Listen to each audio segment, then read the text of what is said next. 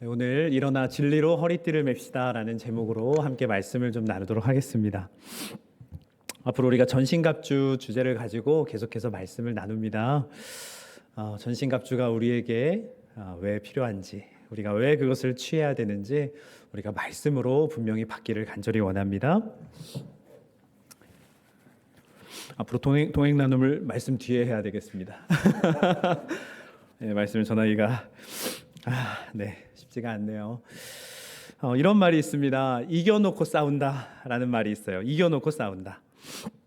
여러분들 혹시 들어보셨습니까? 손자병법에 나오는 전쟁의 필승 방법입니다. 이겨놓고 싸운다.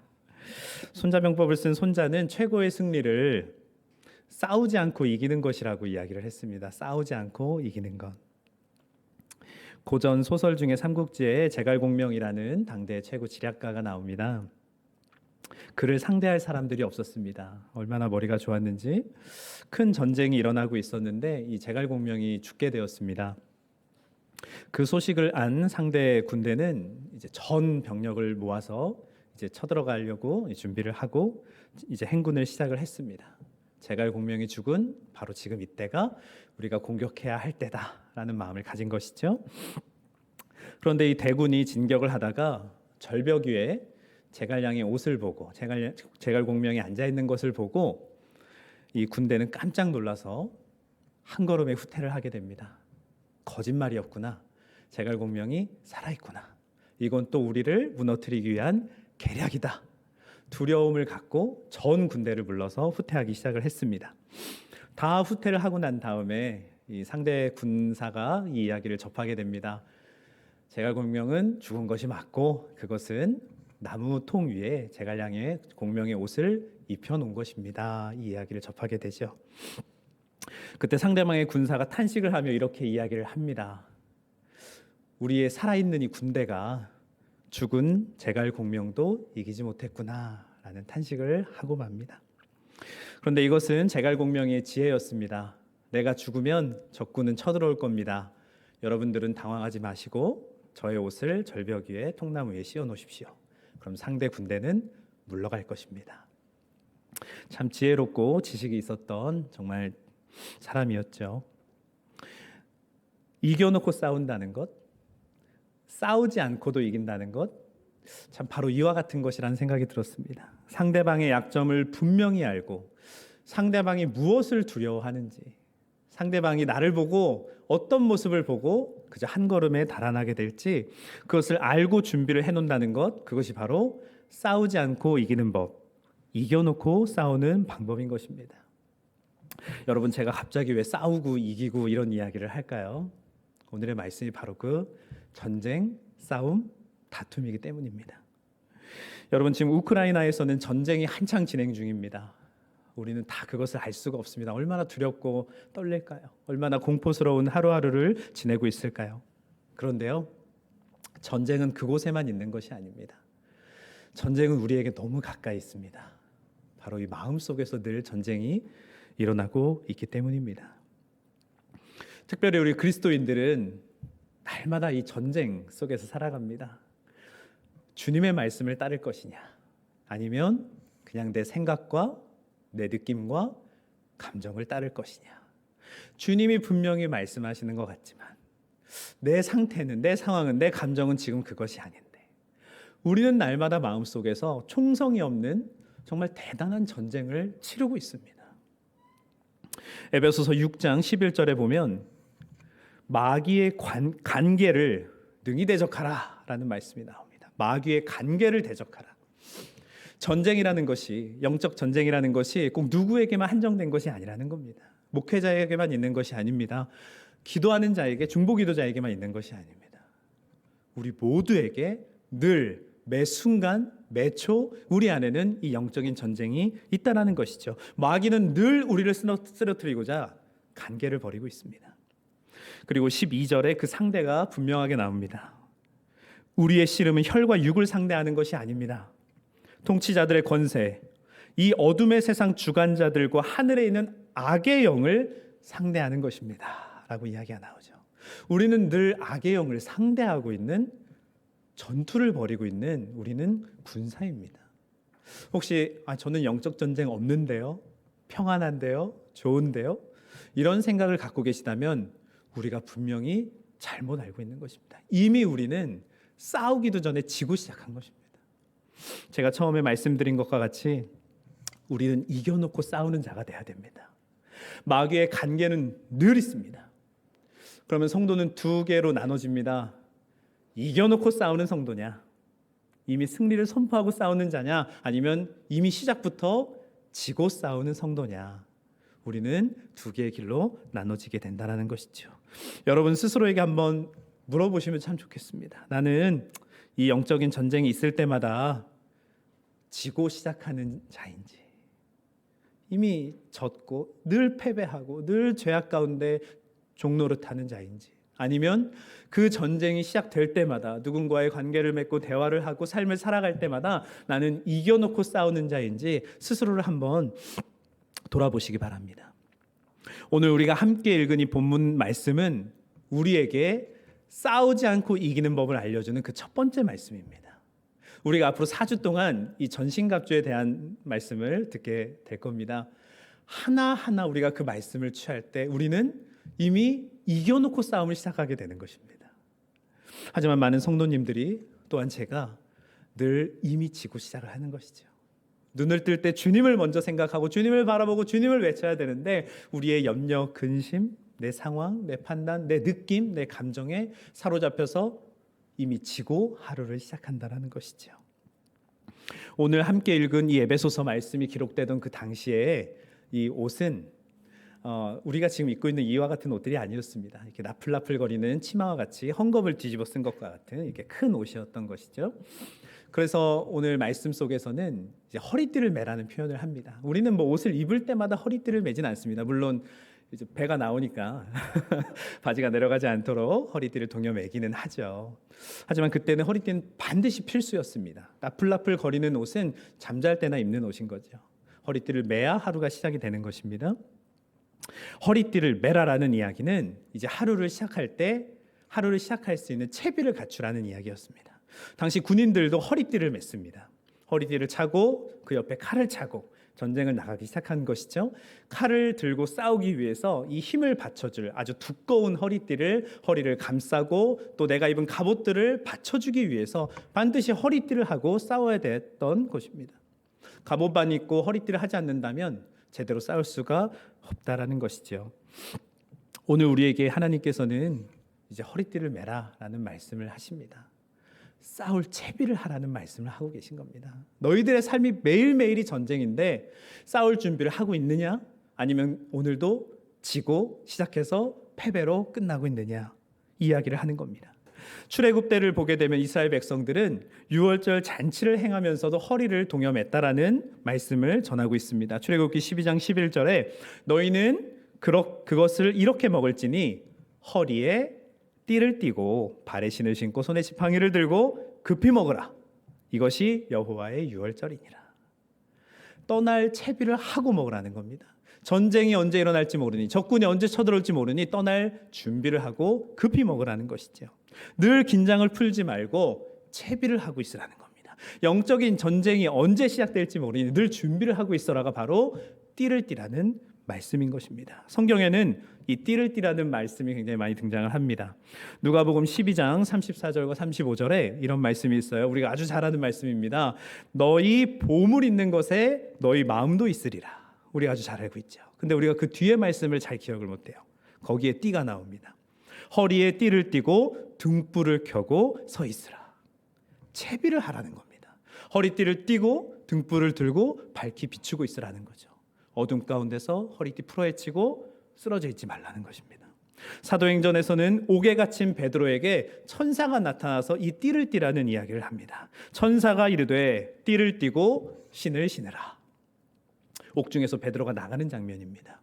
베드로는 어안이 벙벙하죠. 그때 천사가 띠를 띠라고 이야기합니다. 아마 띠를 풀어헤치고 이렇게 옥중에서도 잠을 자고 있었던 모양이죠. 띠를 띠고 신을 신으라. 하나님의 역사가 지금부터 일어날 것이니 너는 채비를 해라. 준비를 해라. 이 전쟁 가운데, 이 역사 가운데 너는 나와 함께 갈 것을 준비하라는 말씀이 바로 띠를 띠라는 말씀인 것입니다. 그런데 오늘 이 허리띠, 이 띠 중에서도 어떤 띠를 매라라고 분명하게 이야기를 하고 있습니다. 여러분 어떤 띠죠? 진리로 띠를 띠라라는 말씀을 하고 계십니다. 넘어져 있지도 말고 쓰러져 있지도 말고 여전히 잠들어 있지 말고 일단 서서 진리로 허리띠를 매라라고 말씀하고 있는 것입니다. 그러면 우리가 여기서 또 궁금증이 나오죠.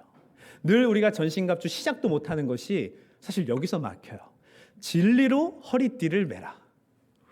무슨 말이에요? 진리가 뭐죠? 여기서부터 우리가 대부분 막힙니다. 그래서 뭘 착용하라라고는 분명히 들었는데 진리부터 우리가 막히게 된다라는 거예요.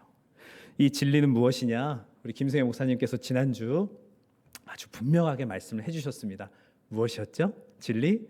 100가지 질문을 해도 답은 오직 하나. 변하지 않는 오직 하나. 여러분 변하는 것은 진리입니까? 아닙니다. 하지만 변하지 않는 것이 있습니다. 우리에게 진리가 되는 것이 있다라는 거예요. 어떤 질문이 쏟아져도 어떤 공격이 쏟아져도 우리에게는 변하지 않는 한 가지 진리가 있다는 것입니다. 무엇입니까? 바로 예수 그리스도인 것입니다. 예수 그리스도로 허리띠를 매라는 것입니다. 너의 감정과 느낌에 충실하지 말고 오직 예수 그리스도로 띠를 띠라는 것입니다. 진리 대신 주의 말씀으로 무장을 하라는 겁니다. 여러분들은 무슨 허리띠를 메고 계십니까? 내 수준에, 내 느낌에, 혹시 내 감정으로 허리띠를 메고 계시지는 않으십니까? 우리는 진리를 붙들어야 됩니다. 예수 그리스도로 허리를 매야 됩니다.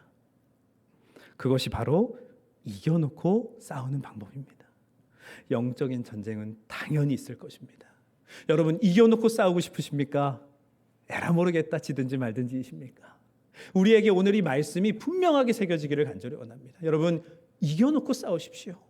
손 하나 까딱하지 않고서도 우리는 그 전쟁을 이겨낼 수가 있는 것입니다.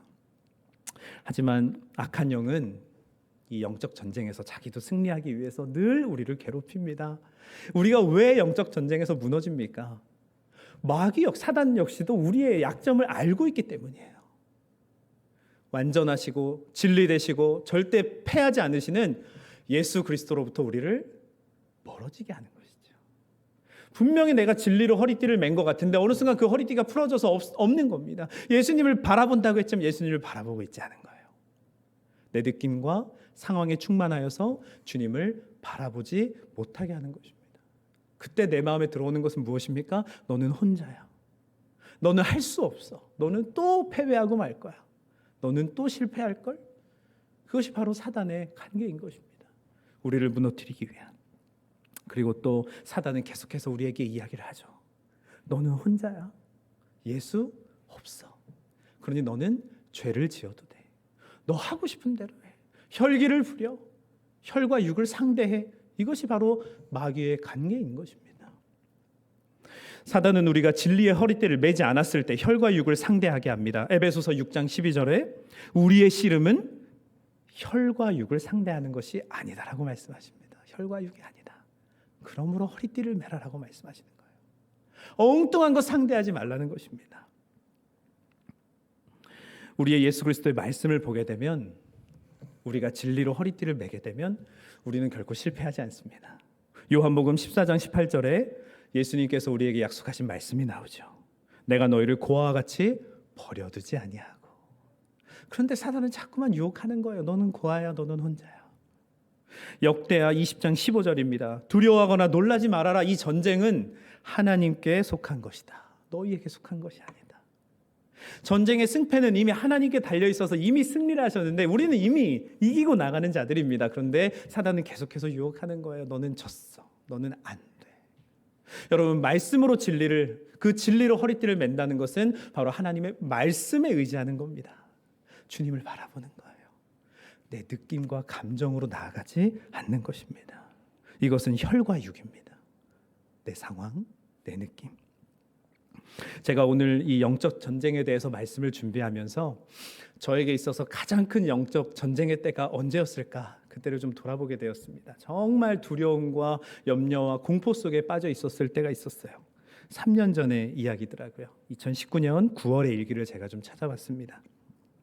그때 제가 사역하던 교회 안에서 한 분이 교회 안에서 스스로 좀 목숨을 끊는 일이 있었습니다. 제가 그것을 목격하고 두려움이 찾아오더라고요. 어떻게 해야 되나?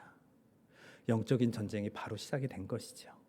제가 만약에 거기서 주님을 바라보고 주님과 동행하는 훈련이 정말 더 완벽했다면 저는 빨리 주님을 붙잡았을 겁니다. 그런데 그 일이 제게는 역시나 쉽진 않더라고요.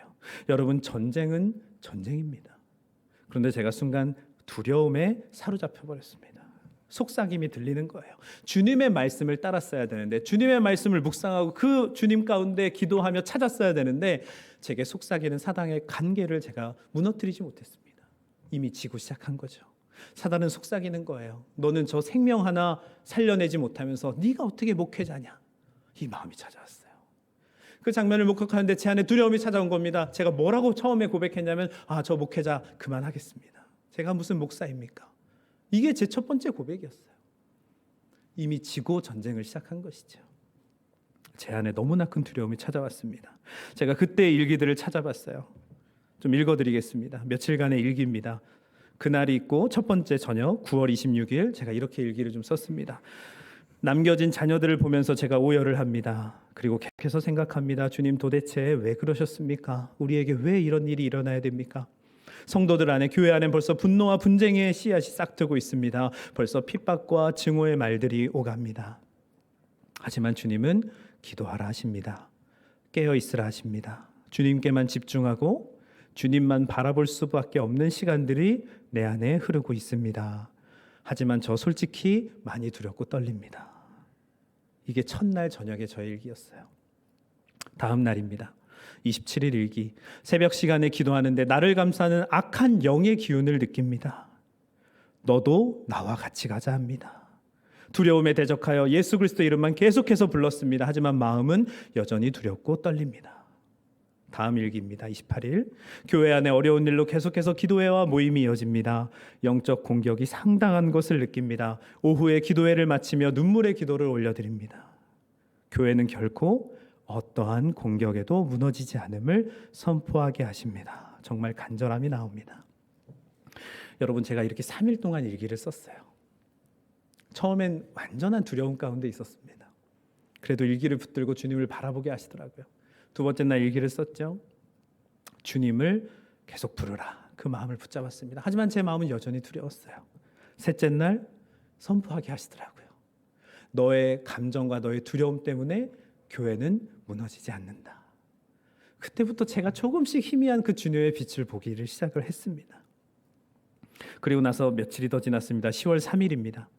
쉼 없이 열흘 정도를 달려온 것 같습니다. 마음은 여전히 무겁습니다. 하루에도 몇 번씩 감정이 오르락 내리락 거립니다. 이 시기가 어쩌면 저에겐 어두운 골짜기일 수 있겠지만 나는 주님을 부를 수 있는 존재라는 것이 감사의 고백입니다. 제가 열흘 만에 감사의 고백을 했어요. 너무나 두려워서 두려움만 제가 붙들고 살아가고 있었는데 열흘째 되는 날에서야 제가 일기를 보니까 감사의 고백이 처음으로 터지더라고요. 다음 날입니다. 10월 4일. 역시 찬양과 기도만이 살 길입니다. 금요 심야 기도에 찬양 인도를 하고 나니 영이 완전히 살아남을 느낍니다. 그간 느끼고 있던 염려와 실체 모를 두려움들이 물러감을 느낍니다. 교회 안에 가득한 어두운 영이 물러가길 마음껏 찬양하고 마음껏 기도했습니다. 하루를 돌아보니 내가 자꾸 스스로를 가두려 했음이 보입니다. 심야 기도의 말씀처럼 오직 십자가, 오직 나는 죽고 예수로 사는 복음으로 다시 돌아가길 원합니다. 주님 감사합니다. 이게 열흘이 지난 뒤의 일기였어요. 참 감사하더라고요. 마귀의 관계가 시작되고 영적인 전쟁이 시작됐을 때 내가 주님 바라보지 못했으면 일기 쓰는 거 가장 먼저 포기하게 되죠. 그렇죠? 힘든데 바쁜데 내가 뭘 써? 쓸 내용도 없네. 제가 정말 주님을 붙들지 않고 내 마음과 감정의 상태를 붙들었으면 저는 굉장히 깊은 골짜기로 들어갔을지 모릅니다. 하지만 주님께서는 저를 건져내고 계셨고 이 승리의 기록들을 제가 쓸 수가 있었습니다. 여러분, 영적인 전쟁이라는 거 우리가 주님을 바라볼 때만이 이겨놓고 싸울 수 있는 전쟁인 것입니다. 여러분, 매일매일의 삶이 혹시 무너지고 계시진 않으십니까? 우린 늘 무너져요. 조금 전 우리 찬양도 했죠. 우린 연약합니다. 우리는 할 수 없습니다. 이것이 고백이라면 우리가 해야 될 일은 한 가지인 겁니다. 진리로 허리띠를 매는 것입니다. 오직 예수 그리스도를 말씀으로 대적하는 것입니다. 주여 부르고 하루를 시작하는 것이죠. 주님, 나를 떠나지 마옵소서. 나와 함께 하옵소서. 그것이 우리의 삶이 되고 승리하는 삶을 살아가는 우리 성도들이 되기를 간절히 원합니다. 우리는 전쟁을 많이 경험해 보진 못했습니다. 하지만 영적 전쟁은 우리가 알게 모르게 굉장히 많이 지나고 있습니다. 다 아시죠? 자녀를 대할 때, 사람을 대할 때, 직장에서 또 가정에서 우린 늘 전쟁을 치르고 있습니다. 그런데요, 이 전쟁이라는 것은 싸워본 사람만이 제대로 싸울 수가 있습니다. 전쟁을 늘 피하고 회피한 사람은 전쟁이 시작됐을 때 끝까지 그것을 피하고 맙니다. 여호수아 그 출애굽 시대 때 여호수아와 이스라엘 백성들은 싸워서 가나안 땅을 차지했던 민족이었습니다. 그 세대였습니다. 늘 전쟁이었습니다. 싸웠고 패하더라도 끝까지 싸우고 하나님께서 약속하신 그 땅을 향해 진격했던 자들이었어요. 하나님이 거저 주신 땅이 가나안이 아닙니다. 그들은 싸워 이겨냈습니다. 여러분, 그렇다면 우리도 싸워서 이겨내야 됩니다. 여호수아 이후의 세대는 전쟁을 모르는 세대였어요. 싸우지 않았습니다. 전쟁을 그쳤어요. 그냥 안주했습니다. 쓰러져 있었습니다. 일어나 진리로 허리띠를 매지 않았어요. 결국 그들은 어떻게 생활합니까? 혈과 육을 상대할 수밖에 없는 것입니다. 내 생각과 내 감정대로 나갈 수밖에 없었던 거예요. 그래서 우리가 아주 잘 알고 있는 사사기의 말씀이 있지 않습니까? 각기 자기 소견에 옳은 대로 행하였다. 이스라엘 백성은 완전한 암흑기로 들어갑니다. 그들은 제대로 한번 싸워보지도 못하고 늘 노예 생활을 하게 된 것이지요. 제가 작년에 사역했던 곳에서 이 코로나가 한창일 때 청년들과 함께 수련회를 갖게 되었습니다. 예수님과의 행복한 동행이라는 주제로 수련회를 열심히 준비했어요. 그런데 삼척은 예상외로 청정 지역이었습니다. 확진자가 하루에 한두 명 정도밖에 나오지 않는 그러한 지역이었죠. 그런데 수련회가 시작되기 바로 전날 10명이 넘는 확진자가, 삼척에서 그 정도면 굉장히 많은 숫자입니다. 제 안에 두려움이 밀려오더라고요. 그 전날 저녁 바로 제가 사단의 유혹에 빠지기 시작했습니다. 못하겠구나. 하지 말아야겠구나. 왜 그런 마음을 제가 가졌을까요? 우리 교회 아직 확진자 나오지 않았는데 내가 그 선봉했으면 어떡하지? 청년들과 괜히 수련회 가졌다가 우리 코로나 다 걸리면 어떡하지? 이런 염려가 막 들어오기 시작하는 거예요. 주님을 부르고 주님을 따르고 주님의 말씀 앞에 서고 기도를 했었어야 되는데 저는 그 사단의 간계를 계속 받아들이고 있었습니다. 이미 지고 시작한 것이죠. 그래서 다음 날 저는 똑같이 패배로 하루를 시작했습니다.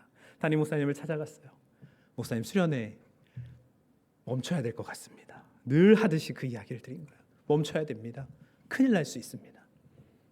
그런데 그때 담임 목사님께서의 말씀이 저를 좀 깨웠어요.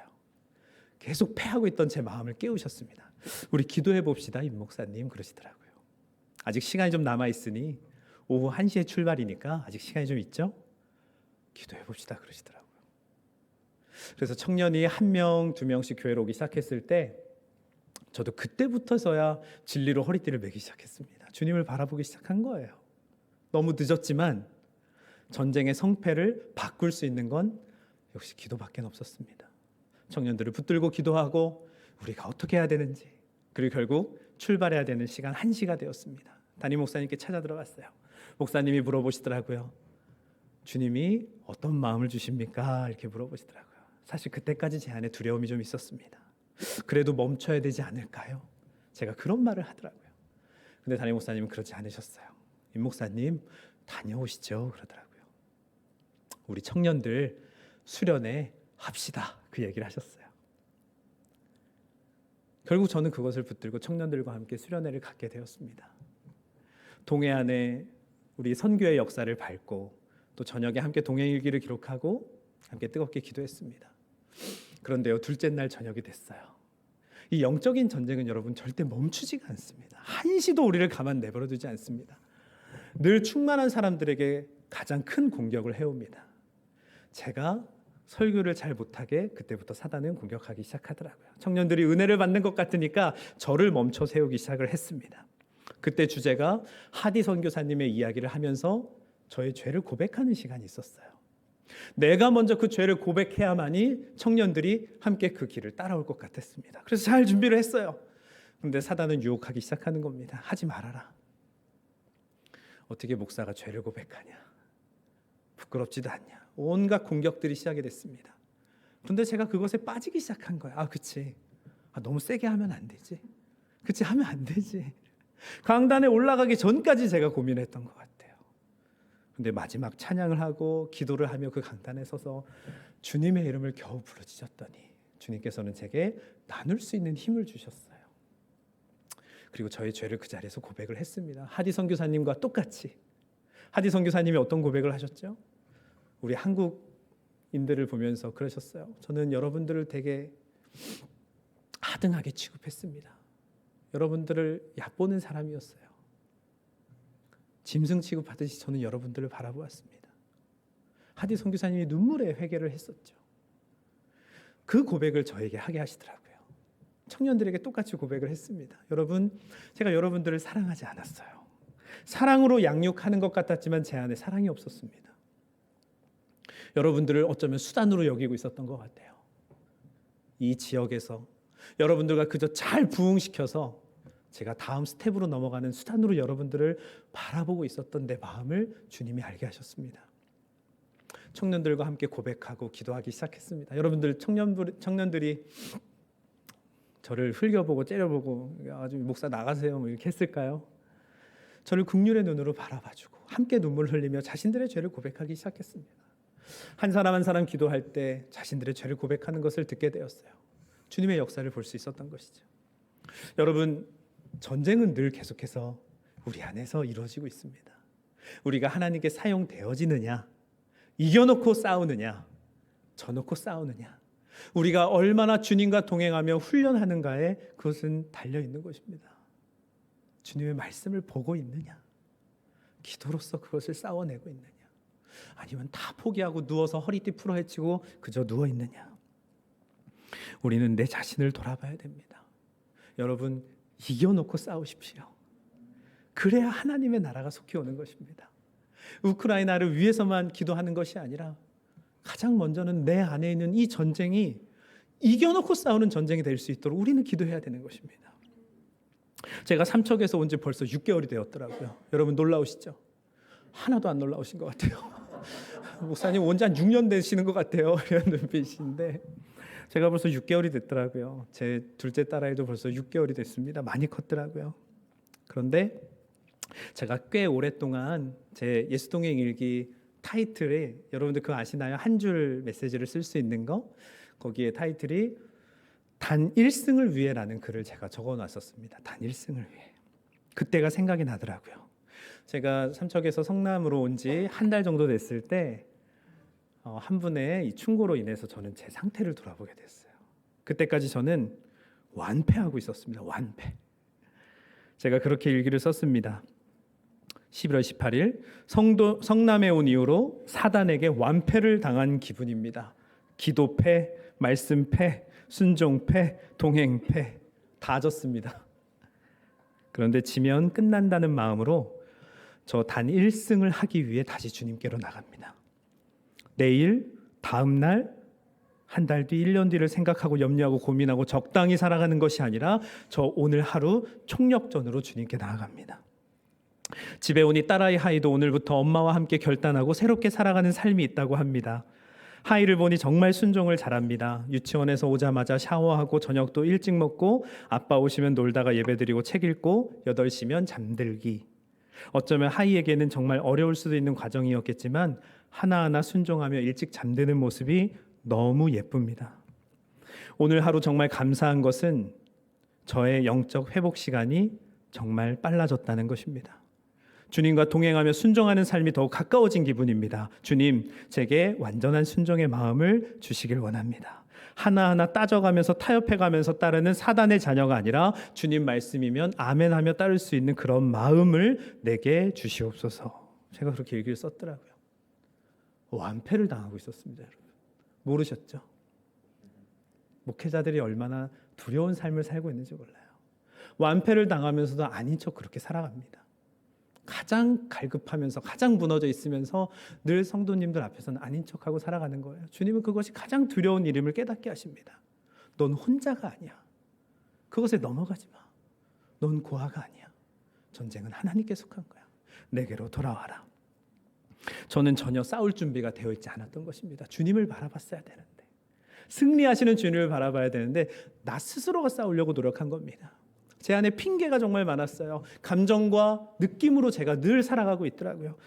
괜찮아. 새벽 예배 빠져도 돼. 피곤하잖아. 둘째 태어났잖아. 아내를 위해서 그렇게 사는 거잖아. 잠이 좀 부족하잖아. 네가 어떻게 거길 가? 이 마음이 머릿속에 심겨져서 완전히 딱딱하게 굳어져 버리는 거예요. 하루를 져놓고 시작한 겁니다. 하지만 그때 목사님의 한 충고로 제 영이 깨짐을 저는 경험할 수 있었습니다. 그런데요, 우리가 주님과 동행하며 진리의 허리띠를 메고 있지 않으면, 우리가 늘 그 훈련을 하지 않으면 그 어떤 충고도 주님의 음성으로 받지를 못합니다. 그저 또 마음 상하고 또 받아내고 내가 얼마나 나름 노력하고 있는데 그런 말씀을 하시지? 우리는 그렇게 반응할 수밖에 없는 존재인 거예요. 우리가 주님 앞에 정결한 마음을 구하고 정말 그 말씀들이 뿌려졌을 때 심겨질 마음을 주님께 정직한 영을 구하지 않는다면 우리는 그 어떤 주님의 음성도 들을 수 없는 것입니다. 이미 져놓고 게임을 시작하는 것이죠.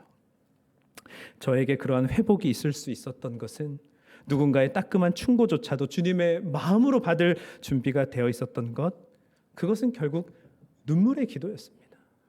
제가 그렇게 새벽 예배를 회복하면서 나와서 얼마나 주님 앞에 눈물로 기도했는지 모릅니다. 주님, 제가 이제야 나왔습니다. 제가 너무나 주님을 오랫동안 떠나 살았네요. 떠난 줄도 몰랐습니다. 저는 혈과 육만 상대하고 있었습니다. 다시 주님께 나올 수 있게 된 것이 너무나 감사합니다. 감사합니다. 눈물의 고백이 없이는, 다시금 기도의 자리를 회복하지 않고서는 우리는 그 일들을 할 수 없다라는 겁니다. 여러분, 우리가 이 시간 주님께 그 정결한 마음을 구합시다. 정직한 영을 구합시다. 주님의 말씀에 순수하게 우리가 반응할 수 있는 그 정직한 영을 구합시다. 그러면 우리는 진리로 허리띠를 맨 것입니다. 예수 그리스도로 우리는 상대하고 나아가는 것입니다. 적이 우리를 보고 바로 쓰러져 버리고 도망쳐 버리는 것입니다. 아, 저 성도는 안 되는구나. 진짜 진리로 허리띠를 메고 있구나. 오늘도 우리 사단이 졌구나. 여러분, 선포하십시오. 나 오늘도 이기고 시작합니다. 주여, 나와 함께 하심을 나는 믿습니다. 그 믿음을 가질 수 있도록 정직한 영을 내게 허락하여 주시옵소서. 시편 51편에 다윗은 고백합니다. 하나님이여, 내 속에 정한 마음을 창조하시고 내 안에 정직한 영을 주시옵소서. 나를 주 앞에서 쫓아내지 마시며 주의 성령을 내게서 거두지 마옵소서. 나 주님 앞에 매달려 있겠다라는 고백입니다. 나도 주님께 가오니 주님도 나를 떠나지 말라는 이 고백, 그것이 바로 우리의 고백이 돼야 되는 겁니다. 다윗의 삶이 어땠습니까?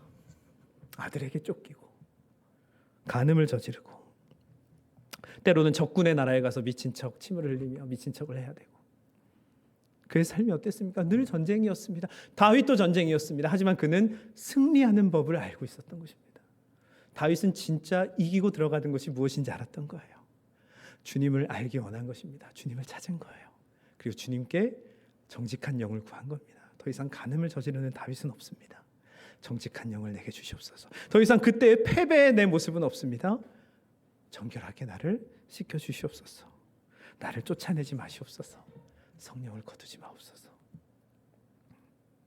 우리의 입술에서 바로 이와 같은 이겨놓고 싸우는, 주님의 이름을 부르는, 그 어떤 공격이 와도 이겨낼 수 있는 진리로 허리띠를 매는 우리 모든 성도님들 되시기를 간절히 축복합니다.